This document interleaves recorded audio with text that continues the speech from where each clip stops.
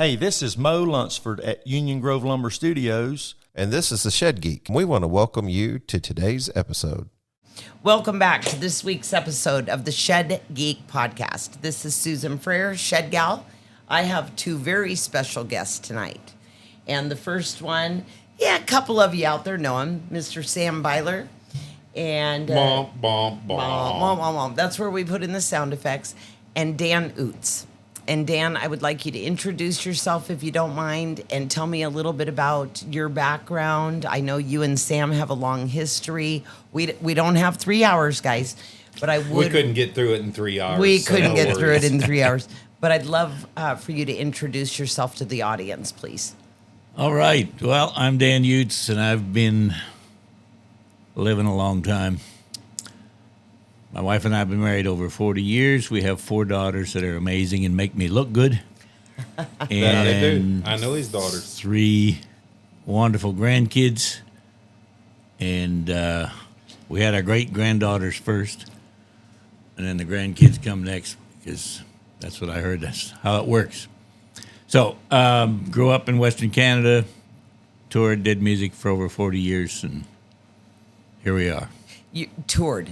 You traveled all over the United States. Canada. And Canada. And Canada. For 40 years.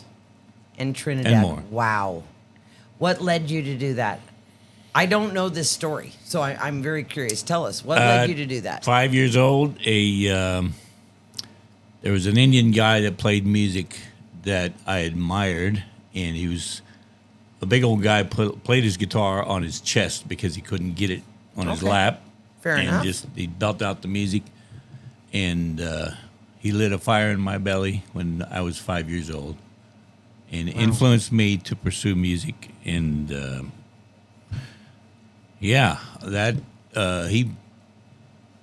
inspiration that he gave me, he never knew that he did for me. Wow. And he died and never knew it. So I've. There's the lesson in that right there, isn't there? Yeah, I've met many people that have known him, and he was a giver and just always so kind and all that stuff, and just a very So I owe a lot to him. I love that. You were very nomadic as far as traveling, and how was that raising? And we'll get into sheds and metal buildings and all that in a little bit. But the really cool part about this podcast is the people and their stories. You raised children during this time, and traveling as well during that time.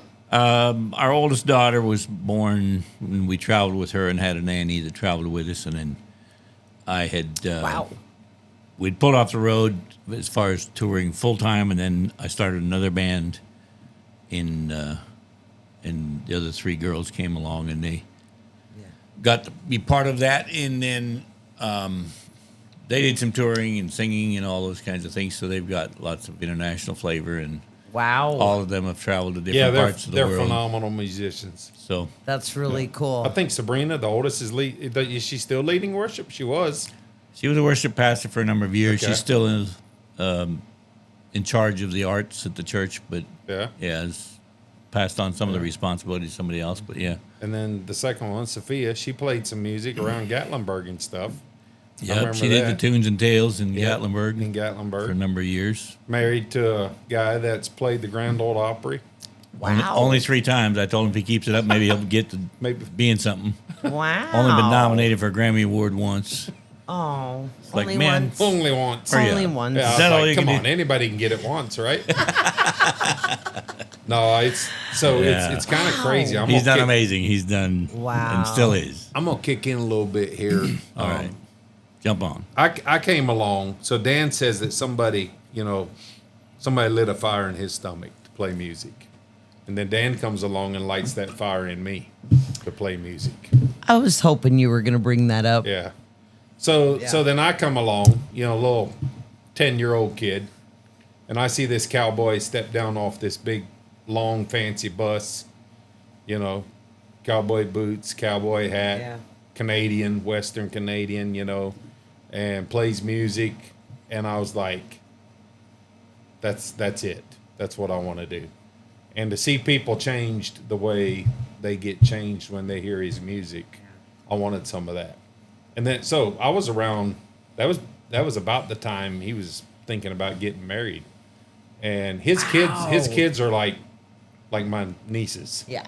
That's Uncle Sam. They do call me Uncle Sam, and Yeah, they don't pay do. taxes to me either. And I They think don't call him Sam I Am. They No, call don't him Uncle yeah, Sam. They don't call me Sam Ambassador and all this other goofy stuff.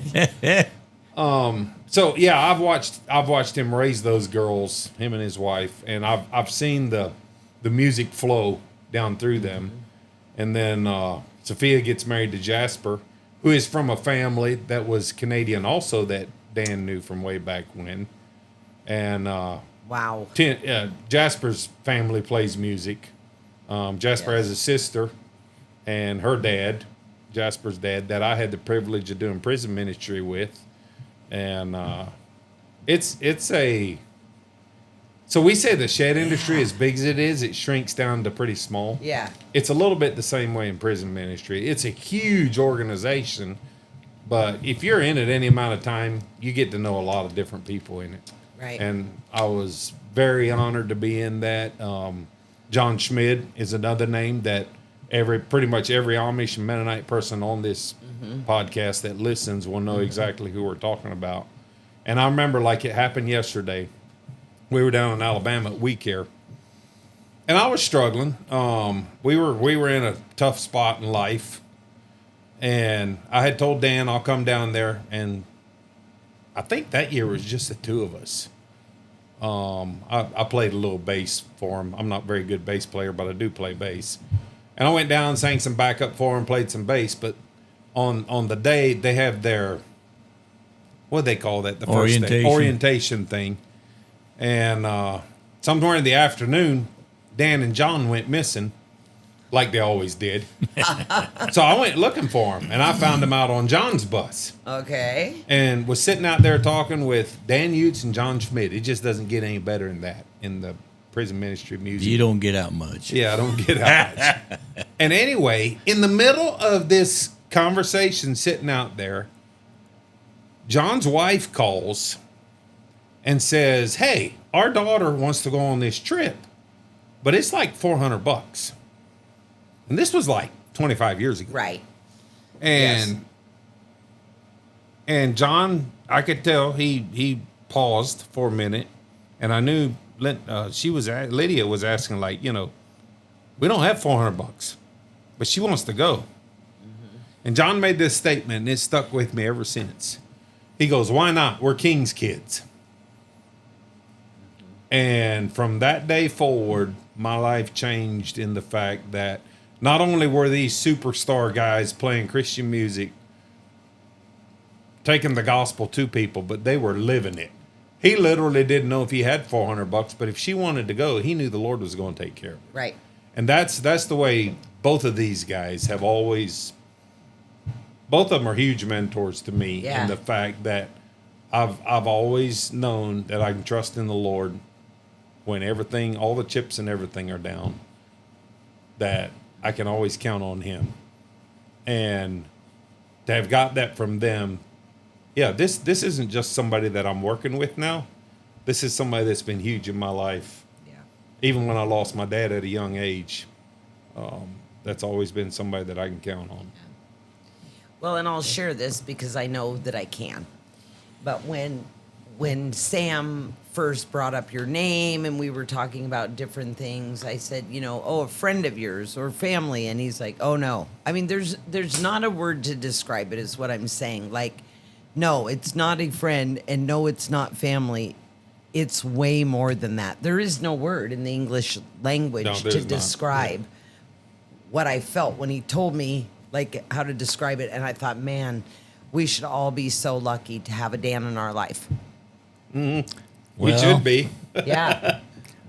And yet, I'm honored and to be here here. you are now in my life. So I'm honored to be thank here. you. And Before we talk about the shed and metal building industry and different things about it, there's probably been some, I don't know what the right word is, poignant or times in your travels and your ministry that you have affected people. There's going to be a lot that you affected that you're never going to know. Right. Okay, that happens.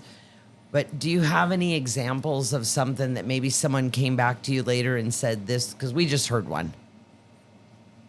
There's got to be more. I love stories like that. Is there anything that comes to mind where you know what you did impacted someone? Years ago, we did a song called Joy in the Journey.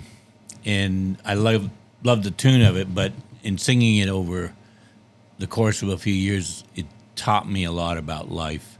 Is that it's not about the destination, it's the journey. It's the dash. It's the dash, yeah, between here and there. Yep. And one of those that comes to mind is that my wife's cousin came to, it was just the two of us that we started. He was 19 years old, and he was playing the fiddle and grew up playing bluegrass with his family, and said, let's see about doing something. And then I had another guy that I knew from Kentucky that I played music with him at some memorial service. Once a year they do a memorial service for the people who passed in the last year type of thing. And he played publicly for the first time, played bass. And he played in different groups, and then he came and joined us. So with Philip, and then Woody came and joined us playing bass. Oh, Woody. So Woody joined us, and then a young guy who had been having some struggles with some things in the church that we were going to, but a fabulous musician, and he just had an encounter of some sort. I wasn't aware of any of it, and then he came and said, can I play drums with you? And so he did, and then my brother-in-law, who I met when he was I think 7 or 8 years old. He was married, and he said, I gave him his first guitar and taught him a lot about playing guitar. So he came and said, I called me and said, I want to join you in the band. And I said, you need to think about this and pray about it. And he said, we already did. Ah. Okay. Because I was fully game on him joining us, because this kid yodeled before he could talk. Literally. Right. Because his dad was Swiss, my father-in-law, and he would come home from work and yodel over the cradle, and he'd yodel back before he learned to talk. Mm-hmm. Wow. Amazing. Yes. And an amazing personality, amazing singer, guitar player, mandolin player, yodeler, name it. He just, amazing. So then he joined us, and so here we have a punk rocker on the drums, a contemporary bass player, a yodeling bluegrass country contemporary singing, playing Lee, and then a bluegrass fiddle player who plays fiddle and mandolin and learning some flat picking guitar and a little bit of country chicken picking on the guitar. And then there's me, just a country boy. And we put together a band, and we had the most fun we had was practicing and just hanging out together, whether it was praying or whatever we're doing. It was just an amazing time. And then 95% of our bookings were incoming calls. We weren't chasing them. And it was just the most fun that I've had musically. Right. So to get to where you're talking about influencing somebody, so we did our own little recording in a basement studio on a cassette tape that we put out. No CDs, no 8-tracks. Those were the good old days. This is the good old days between CDs and 8-tracks. Yeah, Yes. we were stuck Oh, yeah. in the middle there. Yeah. We were in the middle. Yes. And so we did that recording, and it was just us. So we called it Simply Us. And we did an amazing little simple thing that just, the amazing thing was that it resonated with people because of the songs, the life, and whatever. And that was a good journey. And then we connected to Nashville and started recording there. And there was this guy in the studio playing the fiddle, and amazing. And Philip was like, I need a new challenge. Basically his mindset. And he says, I need to learn what he's doing. Do you think he'd show me? And I said, well, we paid him, so let's ask him. Yeah. And so he said, Bruce, do you mind showing Philip a little bit of what you've done? Or how you played that? What are the Yes. techniques? And Philip was very studious. He just an excellent that he'd pursue it. And so, I don't know, half hour, 45 minutes, whatever Bruce spent with him. And Philip took that. It was our recording, so he had all the music. And he took that home and learned it, taught his brother Eddie. And they still today are just profound, amazing twin fiddling. Isn't that nuts. something? They're just driving nuts Yeah. to listen to them. They're just so amazing. So, fast forward a few years. Scott, the drummer, had pulled off the road. My brother-in-law had pulled off the road. So there was three of us, and we were touring. And we were out in Iowa on a tour out west. And we were driving a Suburban in a trailer, and the starter broke. It was cold in November. And then the bolt broke off in the engine, so it's taking longer and all this stuff. Philip is not mechanically oriented. Woody is a mechanic. Philip goes in the house with the fiddle and entertains the kids of the people who are our hosts. Right. Okay. They probably loved it. And here's these little Yeah. kids, and now freeze that for a minute. We got the engine going. We got down the road and whatever. Unknown to us, 15 years later, here's my daughter and I driving down the road, and here's some friends of ours that are touring and doing music, and saw their bus, and we stopped and said hi. Didn't know they were in the area, and they said, "Where do we get a hold of Philip?" Well, I have his phone number. They said, "Okay, well, we'd like to say thank you." This is 15 years later. Right. The little girl that was 3 years old was now 18 years old, who up to that point of 3 years old, never an interest in it, took Right. interest that day from Philip, Right. was now touring with her family, teaching people how to play, and just having an amazing time with her family, touring all over North America. And today still plays and teaches and all that stuff. Now I let me love fill in that. another blank. Bruce was a Nashville musician.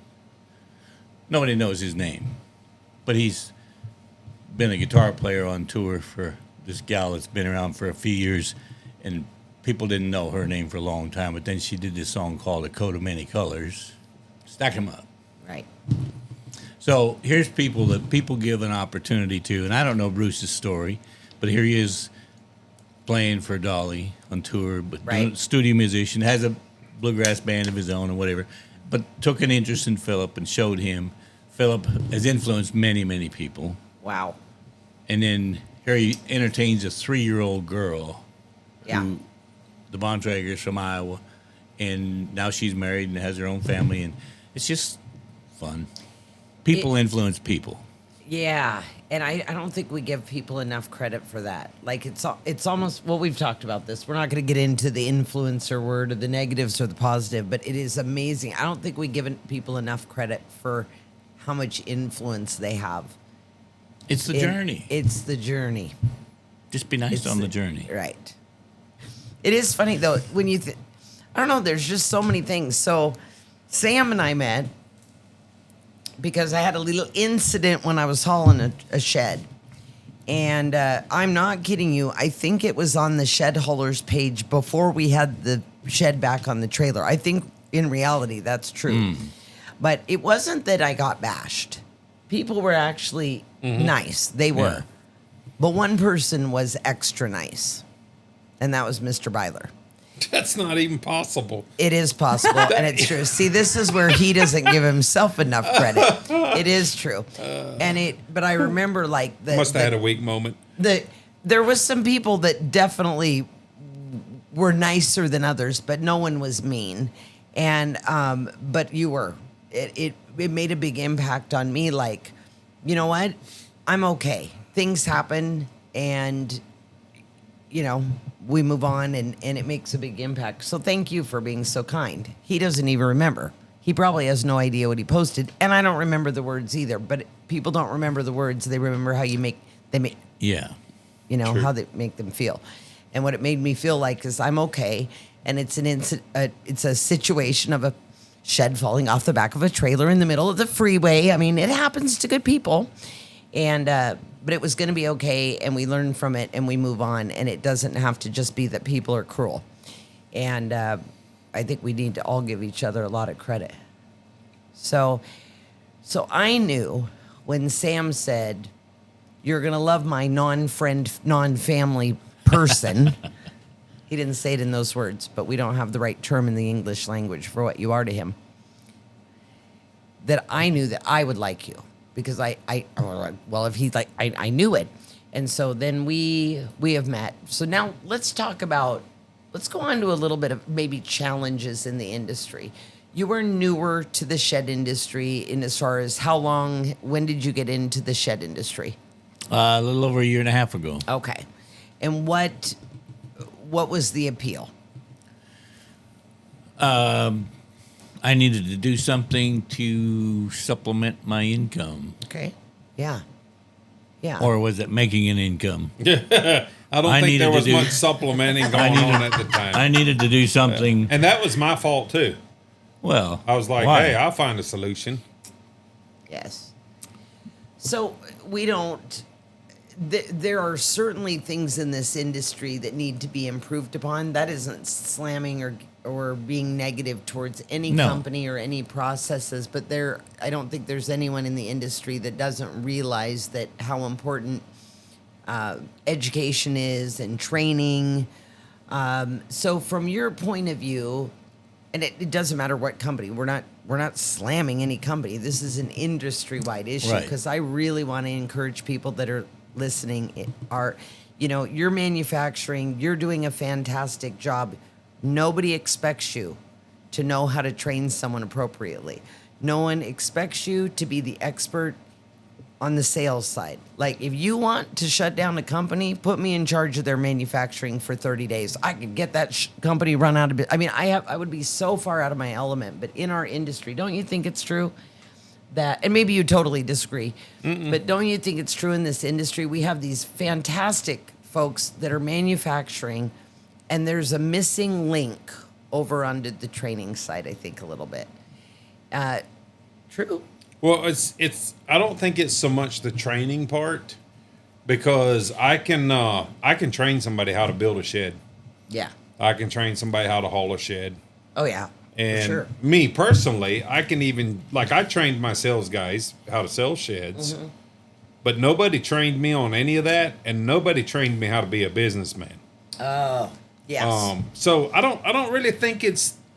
The backbone to the shed industry is still the guys that are the work hard, keep your nose clean, and you'll get somewhere in life guys.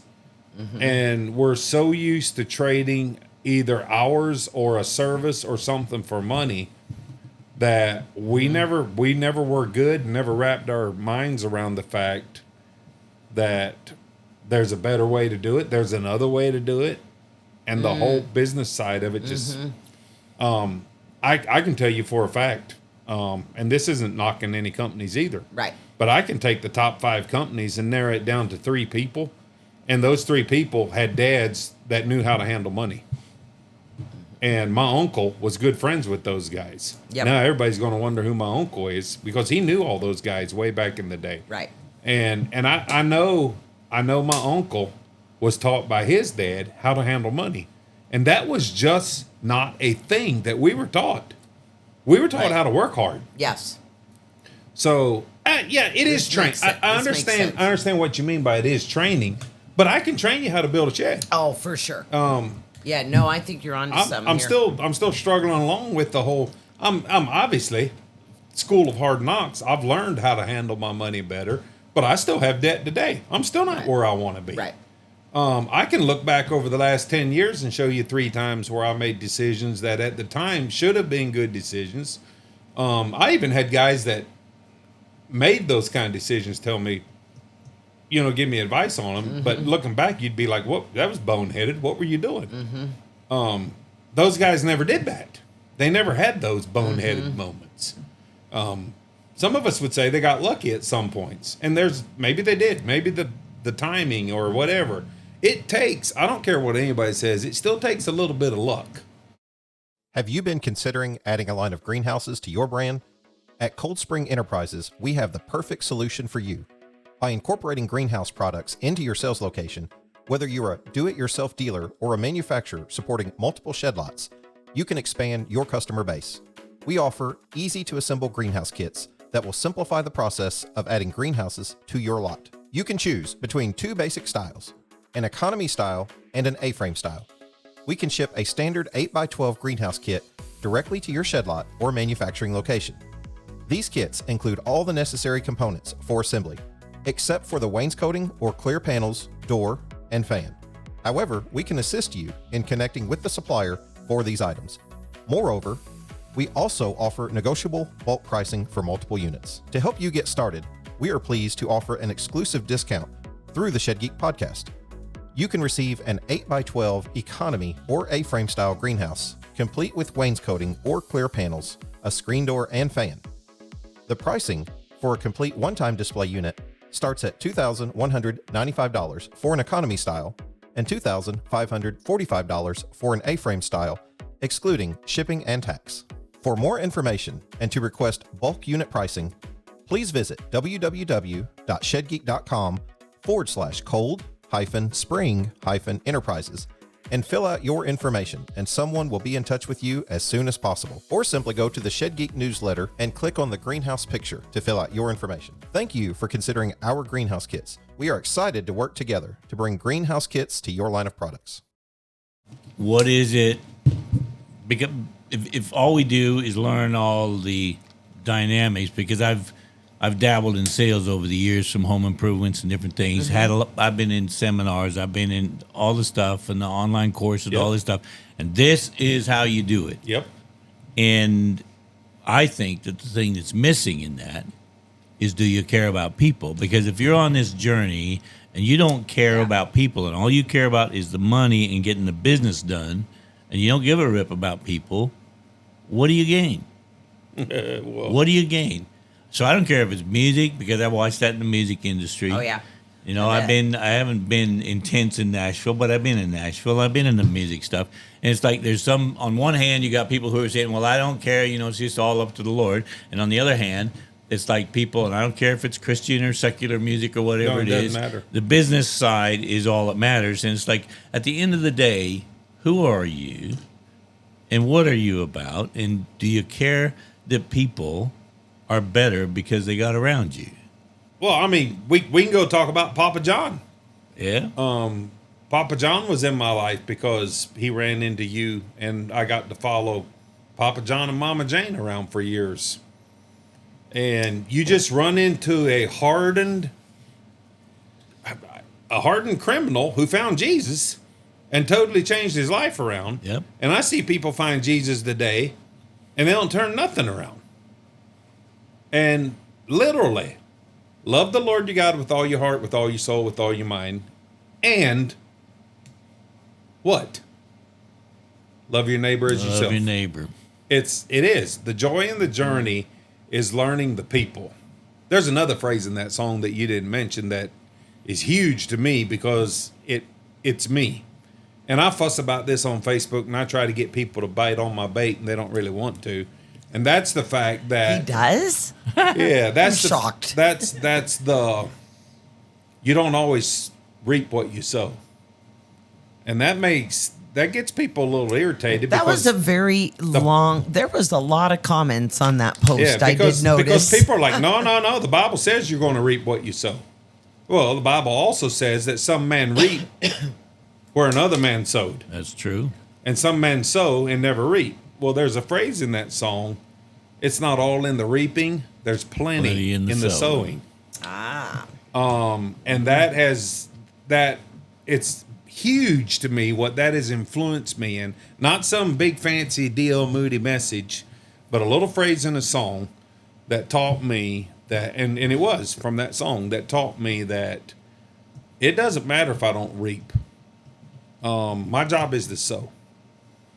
God brings the harvest when and where he wants to. And it makes my life so much less stressful if I remember that, instead of waiting around or seeing somebody else reap what I sowed. And it's not just in my Christian walk, it's in my business life that I have to be willing to let that go. And then I go back to Jesus, and I'm like, Jonah sitting under his tree and saying, "You're not doing what you said you're going to do." Because that's Yeah, it is the people. And ultimately, so there is a catch to it. Shannon and I talked about this. He watched me close a guy one day, and it just blew him away. Like he talks about it like he could right now if he listens, he'll be like, "Oh yeah, I know who he better listen." Yeah. I was like, he'll be like, "I know exactly where we were." Listening. So you have to ask. You have to ask for the sale. Right. That's one of the biggest things I see missing, and it's also what irritates me about these guys that sell. They push for the sell. They don't ask for it, and once you build that camaraderie with the client, that you can literally say, "I want your business. Why don't we do this?" Right. And the guy's like, "Why not?" Why not? Because he knows that I care about him. Right. But that takes so much more work. But it's just being nice. Yeah, but I don't know. Yeah, it is being nice. It really is. But I'm not naturally a nice guy. Oh, pshaw. Oh my gosh. More is caught than taught. Oh, yeah. Like, I was thinking that just a few minutes ago when you were talking about I watched, I listened, do you see where I got it from? And I'm thinking about my dad, retiring at 48 and 12 years earlier, he had bought his first gas station. And, that was in the early 70s when it was a service station. And I remember when he had the first convenience store, and it wasn't the big convenience stores of today. And like in a few short years, and I see that with my son watching. I can tell him, I can try to teach him, but he catches it. He's learning by catching, and I see in the interactions in that little 3-year-old, no one said to her, "You need to do this," or you need to be heavy-handed or this, and then we go on to, so it is definitely the business sense, and then there are different ways. My teaching is so different, and that's probably why so many people want to do it, because it is not like what's out there. And I was just thinking it's because my whole philosophy isn't to tell you what to do. It is to influence you what to do by showing real life examples and the why behind it. And I think that's interesting. That's how It's inspiration. It's inspiration. It's inspiration because you light the fire in Yes. somebody else. Because you don't have to if you want to, but you don't want to if Right. you have to. Yeah. Yes. But that's true. I know. Sometimes I it's hated so that simple. phrase. It's so simple and yet so. Yeah. That phrase used to annoy me so much. I would. I'd ask my dad, "Do I have to?" He'd be like, "No, not if you want to." People don't like to be sold. People love to buy. Right. And so when you just said, and I don't remember the exact words, but you asked for the sale, "Are you ready to do this?" Yeah. I was thinking in my head, they're going, literally, why not? Why not? Right. And that is a different approach to many of the trainings that are out there in any industry. And I see evolution. I see things evolving in this industry. So I'm proud to be in it. I love this industry. And it's a shed. For crying out loud, at the end of the day, it's a shed. It's pieces of wood. I don't know. I've never built one, but I think they screw them together and nail them together, right? And I'm kidding there. I do know how they're built. I couldn't build one myself. But at the end of the day, it's about building a relationship with them. And it's interesting. Yeah. So it's not just about building a relationship with the customer. It's Oh, building a here we go. relationship with each other. Oh, for sure. That's why I say, here we go. Yes. Yeah, it's whenever something starts to deteriorate a little bit inside a corporation, industry or whatever, most times that's what you can come back to that pretty quick. Yeah. I can't say that. I don't recall specifically ever being told these buildings sell themselves, but I have heard that many, many times over the years, but never by someone who has successfully sold sheds. Now, I am not suggesting that some of you out there listening haven't said that and are not successful. I just have yet to meet you. So there's always an exception to the rule, but it's challenging. Let's go to your experience. And again, we're not blaming anybody. They don't sell themselves, do they? Or do they? I don't know anything that sells itself. Zig Ziglar, who some people may be young enough not to know who he was, but was a Don't great, look at me. I know who he is. was a great inspiration to people, and said a profound little statement is that when you help people get what they want, then you get what you want. So just the simple posture of saying, what is it you're looking for and how can I help you with that? It's answering what people are looking for and saying, how can I help you with that? And how to effectively do it. And without coercing or manipulating or being deceptive to people about what they're after, but just to say, this is what I have. Is that what you're looking for? I think we call that communication. But just being nice in how we do that. Right. We've all had salespeople who just didn't care about what you wanted, but wanted you to buy that. Right. And I went to a car dealer one time, and this guy was bent that he was going to sell me this particular little car that my 4 daughters wouldn't have fit in. And I'm like, are you just too dumb to know how to do anything but breathe or what? This is my family, and this is what our need is. We're driving a Suburban at the moment. What makes you think we can fit in that little bug? Right. So just be nice and figure out what is the need that I have, and how can you help me to get what I need? Yes.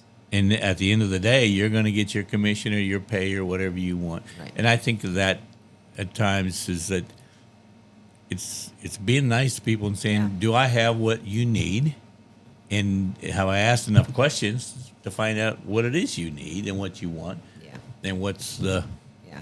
It's not a What's the numbers what? game. I mean, you can look at it as a numbers game, but the high pressure sales pitch at the end or trying to get them to close, the numbers at the end of the year are going to be way less than if you develop a relationship with them or, and you find out what they need and help with what they need and find them a solution.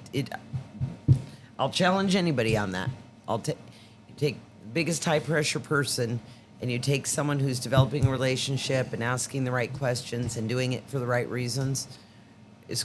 That high pressure person is going to be it's going to be very unlikely that they're going to be around for the long haul or have the numbers that they think they're going to have long term because people figure it out. The person who is going, I'll bet you got a lot of referrals. I would just bet. I mean, correct me if I'm wrong. Well, we also paid for referrals, so there was that. But no, we did.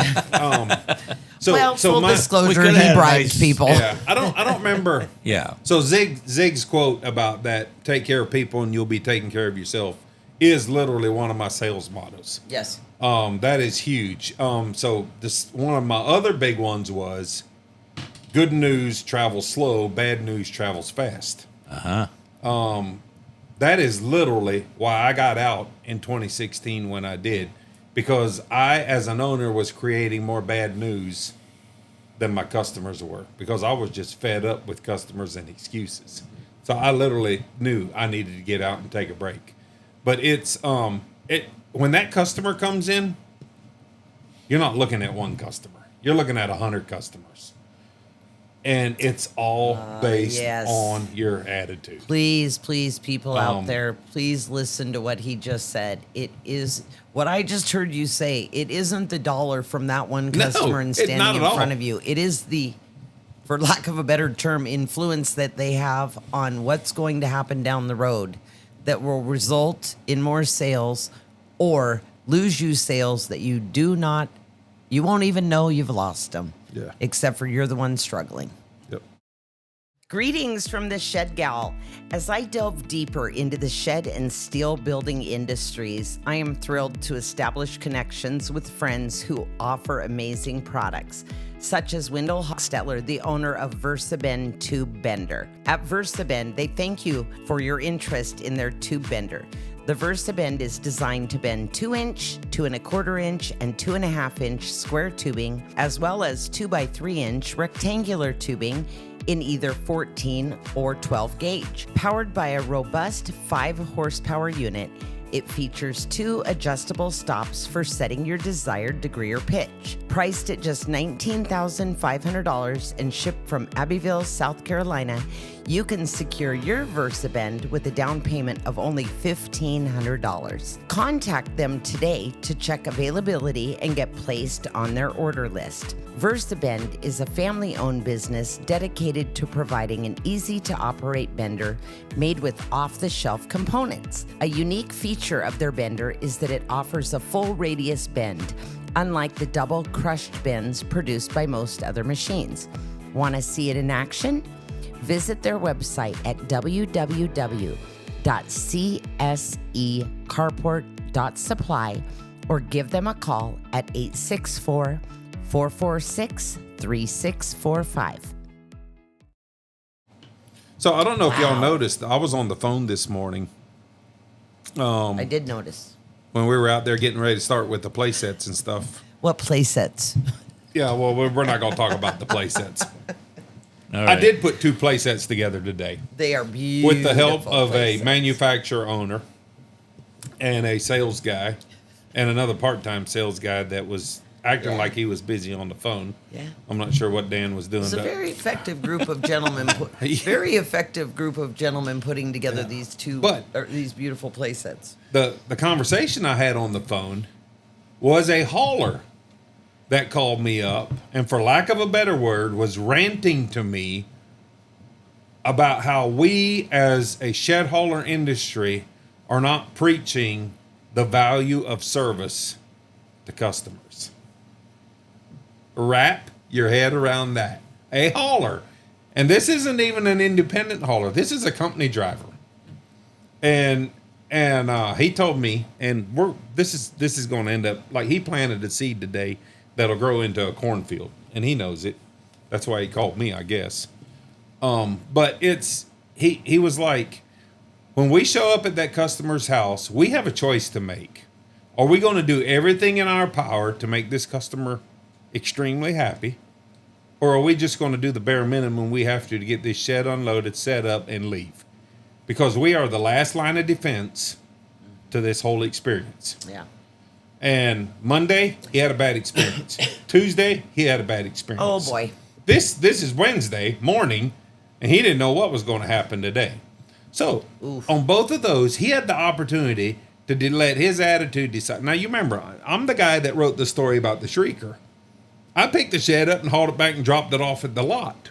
But there's more to that. If you follow through that story, she was not the customer. The grandma was the customer. And grandma was going to get her shed back, but the shrieker was going to pay for it. Right. So I had a point to make there. But anyway, talking this morning, he said Monday he got out there and they literally talked about where the shed goes. And this happened on Facebook yesterday too. They literally talked about where the shed goes, where they wanted it, how they wanted it turned and everything. Oh boy, I know. So yeah, we know where this is going. So he unloads it and he starts back there and they're like, no, we really like B plan up here better. Well, he couldn't do B plan without putting it back on the trailer. Yeah. You know what I'm saying? And, and turning it this way and doing this and that. So he said, I had a decision to make. Am I going to sit here and waste an hour and make this customer happy? Well, I know the guy, and I know he's going to do that. He doesn't know that he doesn't, but he did. And he ends up getting a $100 tip, $50 tip. I don't remember, whatever it is. Right. So yesterday, same thing happens. Gets the shed out there. They don't like where it is. He moves it over here a little bit. He ends up moving the shed 6 times. Oh, boy. We'd all gone home. Right. Yeah, you're right. But he says it's about the service. That's what he is. It's about his service. Not even his company's service. It's about his. Yeah. That's what we're talking about. Exactly. Yeah. You know what I'm spot saying? on. And it, I mean, good for that hauler to call you. Good for him to be able to vent. And of course, my brain goes to, hey, dealers, let's step up to the plate and set the expectation with our customers that these haulers do not work for us. They work with us. Right. Yeah. And I literally, my dealer brain was like, man, why is a customer even thinking? But that hauler's different than some might be, is what you're saying. Most. Okay, I didn't some. say it. I did. I don't want said any it. hate mail. Send it to Sam.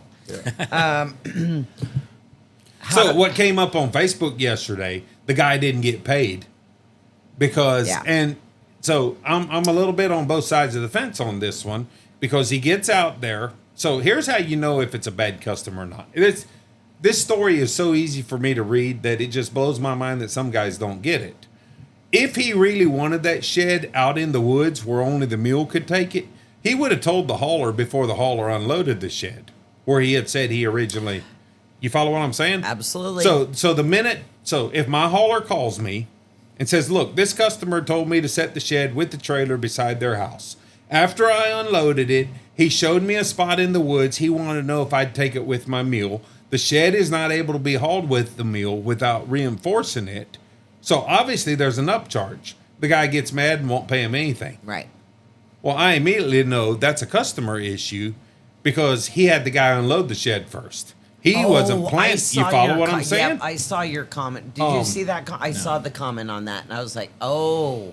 So my personal experience is we do not move sheds without getting, and listen, I can call up some of my best friends right now that I've moved sheds for, and the first thing I tell them in my list of stuff is I have to have address where it picks up, I have to have address where it delivers, and I need 3 pictures of the shed and what size you think it is.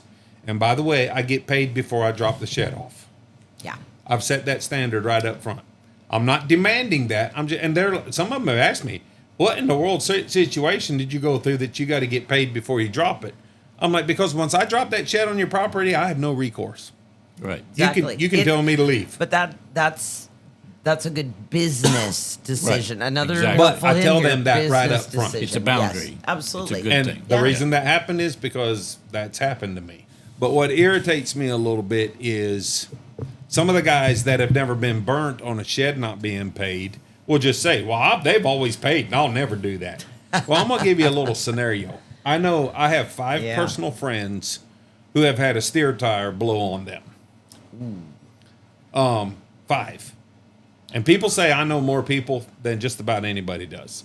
Like I've already sat down and made up a list of names, and at about 10,000, I get tired of writing names. It's just like, you know what? I know a lot of people. I know 5 people who've had a steer tire blow.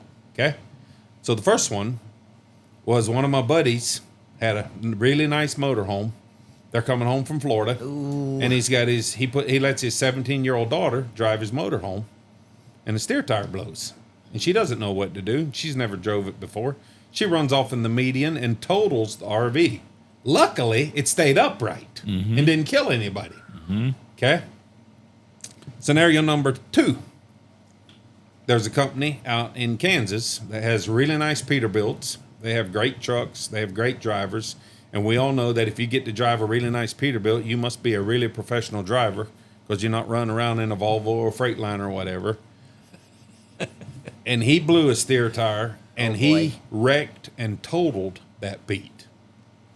Now, all the other guys can stand there and say, what the world's wrong with you? You weren't holding on to the steering wheel hard enough?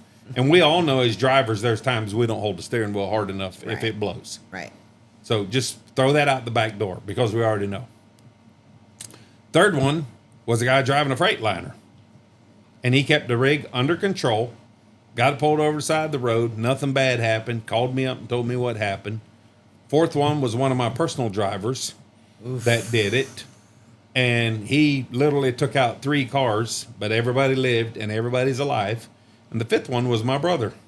And we were on the way back, both of us on the same route. We were running together, coming home from the state of Washington, and he blew a steer tire and literally just pulled right off the side of the road like nothing happened. We got the tire changed, and we came on home 2 hours later. We were back on the road and going. The point I'm making is we all have different experiences, Yeah. And just because you've never had that person that didn't pay yeah. you for something Yeah. doesn't mean it's not going to happen. Yep. And doesn't mean that you're right or wrong for what you're doing based on that. Amen. I don't know how I got off on that tangent. But back to the service part. Sheds are just what we happen to do to service people. We are in the service industry. We deliver a product into somebody's backyard. Yes. And we can't offer good service doing that. I'm wondering if part of this isn't the expectations that are set. Now, that hauler obviously is thinking about this. This is important to that person. Somewhere along the line, that was ingrained to him that customer service is important, right? Yes. But or he figured it out himself, but he definitely knows that. But others may have a situation where, hey, we just want you to get that building there, get in and out of there as quick as possible. I think sometimes the expectation might be is that, hey, listen, get in and out of there.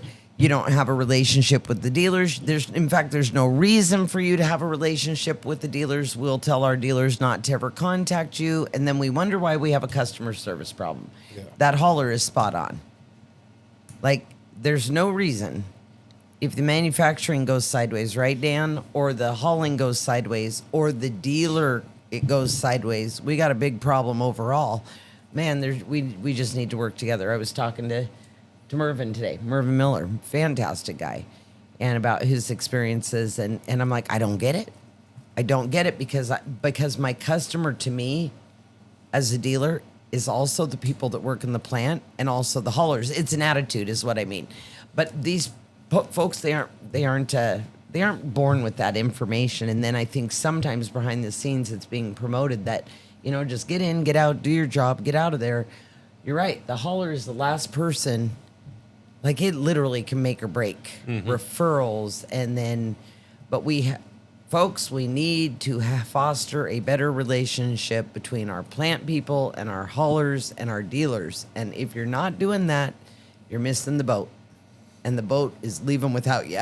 And I think a significant thing is acknowledging the value of every part that everybody's playing. That's what you're saying. Dan, yes. Is because I think it's a major misnomer or loss if we look at any one person in any capacity and say, oh, well, they're just this, Like, or they're just a that. dealer? I Just can't a imagine dealer that or anybody just at a the corporate driver. office would ever say It's like that to everybody anyone. plays a significant role Yes. in this puzzle of putting things together, from manufacturing, the person who's running a screw gun in the plant of building these things, to putting the porch rail on. Everything is a significant part. And then the person who's delivering this building and leveling it so that the customer is happy at the end of the day is like, but I look at Sam and I love the inspiration that he is to so many people because he speaks life to people. And sometimes he's not even aware of it because it's just his DNA of just saying, hey, how you doing? And people call him because they know he'll listen. And I think that's, even if he totally disagrees. No, I don't disagree. There's a bunch of them are like, man, we call him and he doesn't answer. Well, there's that. Don't set up your voicemail because you might have to hear it. It doesn't do any good to set up voicemail. Yeah. Going back to that experience thing. So, Facebook, the land of the keyboard warriors, that's the way it is. That is never going to change. That is social media. It gives people a safe place to bully and say things that they would never say to your face. But going back to that, like not having the experience, I see it all the time with restaurants. It'll be a restaurant rant and rave page. Yeah. Okay, if it's not safe to rant or rave there, it's probably not safe too. But I'll see it. I went to so-and-so restaurant and we had a horrible customer experience and the fried rice was dry, whatever it is. And then you have the keyboard warriors that jump in and say, well, I've never had a bad experience there. And I just stay out of it. But I want to say, so what? Just because you have not had that experience does not make that person's experience not valid. And it makes people not want to say things. But anyway, so it's kind of the same thing. It's, it just cracks me up. Like, well, I've went there 10 times and I've had nothing but a great experience. That's wonderful. But it doesn't mean that I didn't have a bad experience. Right. And then it's people wonder why, people can't be truthful and come out. Well, because I was truthful and then you bash me for it. And I see that. I see that on, Yeah, it's everywhere. Industry. I mean, It is everywhere. But I think we need to think about that. And sometimes what I like about a lot of the shed pages is there are people like Sam that will say, not in these terms, but it doesn't matter that you haven't had that experience. What matters is this person's experience. And I think people need to hear that because they don't know what they don't know. And sometimes I think that's why you and I get along so well, is because there's not a whole lot of black and white. We get a lot of people that ask our opinion, and you're going to get it. It's free, people. It's free. But it's not. We're not going to tell you something that's just fluff for the sake of keeping the calm. We're going to tell you something perhaps that might help you. Yeah, I get that. Yep. And a different viewpoint. Doesn't mean it's right or wrong, but it's like, exactly, here's something else to consider. A different viewpoint. This episode is a 2-part episode. Come back next week and listen in for part 2. Hey, this is Mo Lunsford in sunny Union Grove, North Carolina, and we want to say thank you to all the guests and listeners.